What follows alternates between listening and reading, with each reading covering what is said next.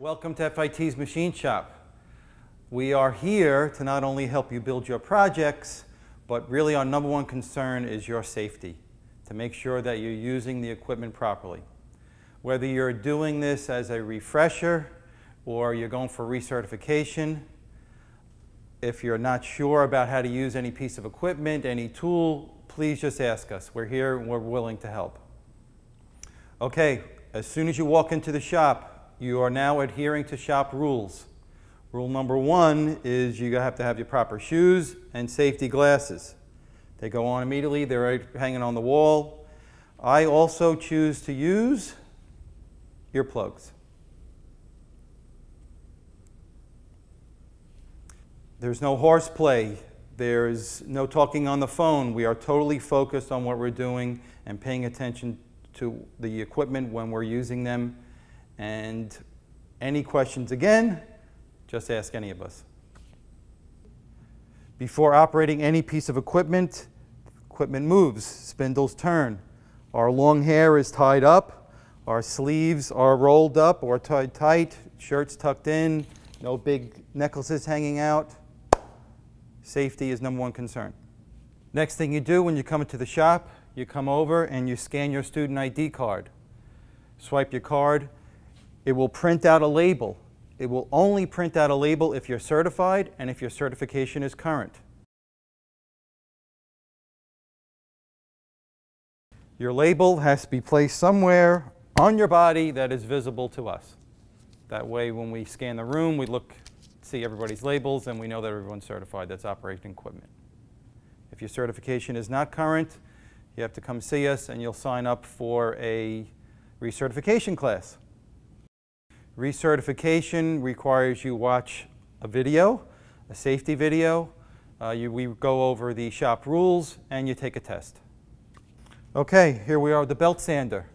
The belt sander, we are going to deburr the part.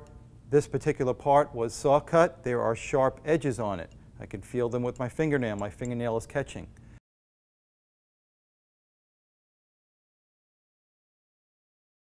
For safe handling, and so the part sits properly in a holding device, we want to get rid of the burrs. So we're going to come over to the belt sander. We are going to hold the part at approximately a 45-degree angle, get a good firm grip on it, and because the belt is not as wide as the part, we're going to have to travel the part back and forth to take the burr off. I am staying totally focused.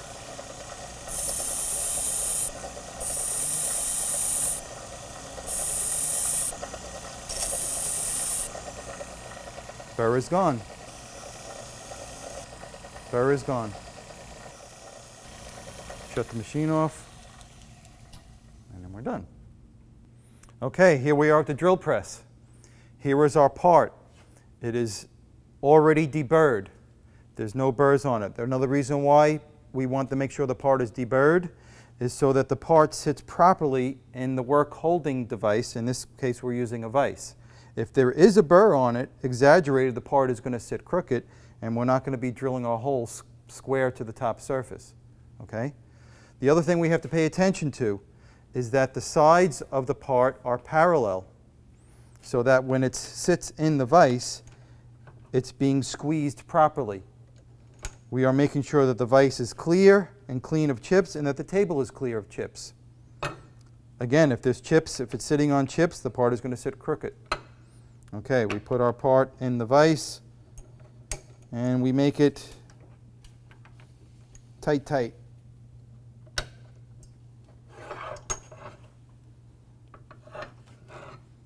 I have put on here, I scribed out some crosshairs. That's our point where we need to drill our hole. The first thing we're going to do is we're going to drill we're going to spot the hole.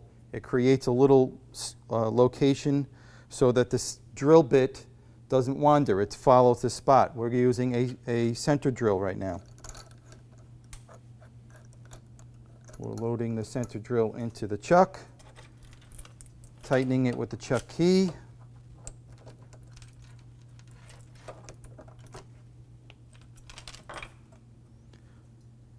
Totally focused. Not paying attention to anything else. Okay, I want to line this point of the center drill up with the crosshairs. So I'm looking in two directions. I'm going to look in this direction, make sure I'm lined up that way, and I'm going to look in this direction, make sure I'm lined up this way. Once I feel I'm in the right spot, I'm going to center drill the hole. I wait till the spindle stops before I clear any chips away. When loading the drill bit into the chuck, the three jaws that come out of the chuck, I want to make sure that the drill bit is in the center of the three jaws, that it's not in between two of them. If that's the case, the drill bit is going to wobble around.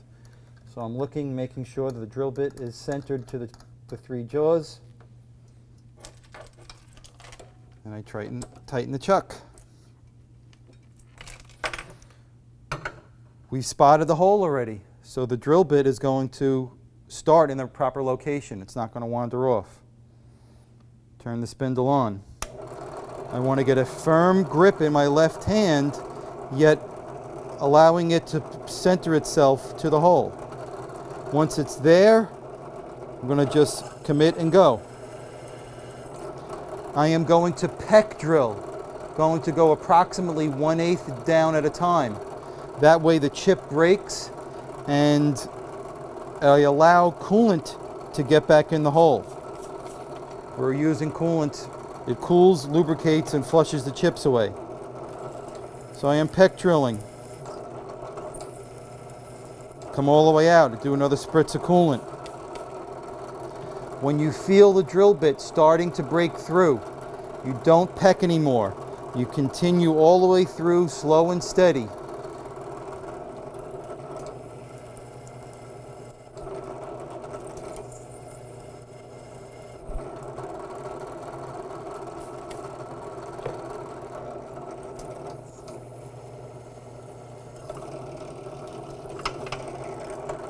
That's it. Good firm grip as you're breaking through so the part stays down on the table. Spindle stops before you clear anything away. When you're all done, you take the brush, clean everything up. For the next person. Okay, now we're on the bandsaw. Again, totally focused. Any other distraction, someone walks in, starts talking to you, we don't pay attention, we're focused here, say give me a minute, wait till I'm done. We're focused on here. Okay. The safety guide, we lower it. We have to unlock it, we lower it just to above the part. We want to minimize the amount of blade that's exposed. Lift, relock it. I'm going to cut along this line. I have everything set. I have a bandsaw pusher.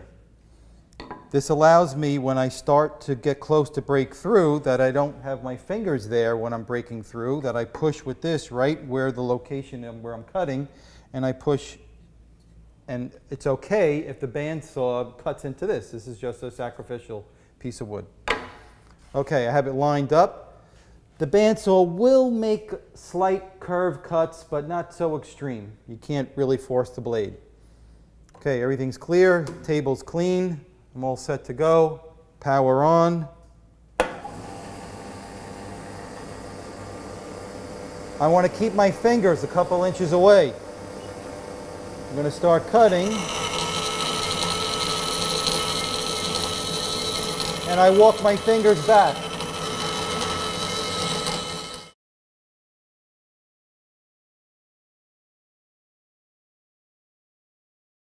Okay, I'm getting close. I'm going to use the bandsaw pusher, and I'm pushing right here. Slow and steady. I'm about to break through. Cut into the thing. I wait till the saw stops before I move any pieces away. I am not reaching to grab a piece. As the blade is turning, someone bumps into me. Not a good thing. So I wait till the bandsaw blade stops before I move any pieces away. Any little scrap piece, again, Shut it off, wait till it stops. Cutting a round piece, there is no way for us to grip it. It's going to rotate. We need to use a vise. The way to use the vise on a round piece, turn it upside down so it's held flat up against the table, and then tighten it. Okay? Now this is a small piece. I have to raise my guide, retighten it, and I'm going to use the bandsaw pusher. Again, focused here. Everything's all set. Press the button on.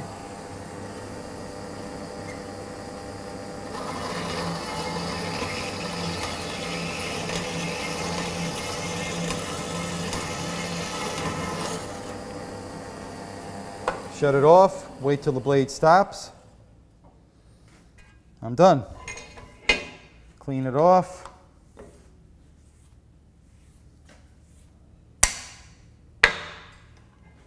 On to the next. Okay, here we are on the miter saw.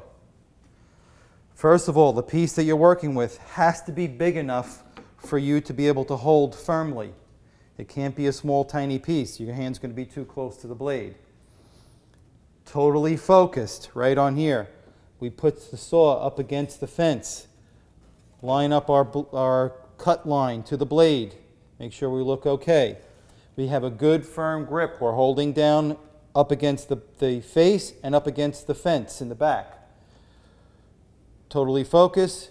It's going to be loud. Here we go. We're going to cut through the piece, release the trigger, wait till the blade stops, then bring it up. Slow and steady.